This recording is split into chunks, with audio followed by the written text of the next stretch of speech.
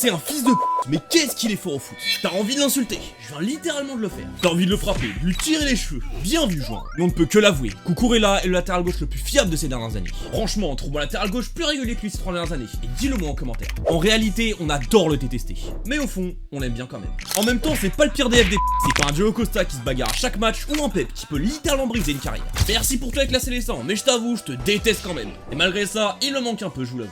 Né à Ayala, une province de Barcelone, Cucurella rejoint le club de sa ville, l'Espagnol Barcelone. Un peu déçu par le club, hein? Et bah pas pour longtemps. Après 4 saisons passées au centre de formation de l'Espagnol, il rejoint celui du Barça en 2012 et jouera même un seul petit match avec l'Equipa en 2017. Premièrement prêté au petit club d'Eibar où il jouera 33 matchs durant la saison, mais pas assez convaincant malgré tout pour le garder. Ou alors ils ont pas les moyens, j'ai pas trouvé d'infos. En revenant au Barça, ils n'ont clairement pas envie de le garder.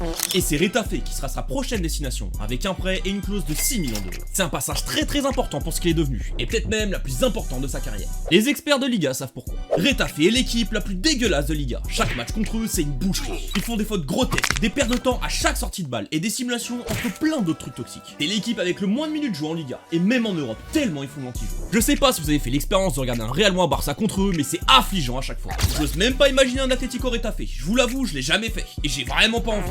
N'hésite pas à dire en commentaire si t'as testé ça, et dis-nous comment c'était. Bref, Cucurella a très bien retenu la leçon que le club lui a appris. Et même en signant ensuite à Brighton, puis même à Chelsea, il a gardé cet ADN de gros FD, et c'est devenu une véritable arme, qui fait de lui un des meilleurs latérales gauche de la planète, malgré qu'il n'était pas programmé pour. Lâche un like et abonne-toi pour plus d'histoires et d'analyses foot.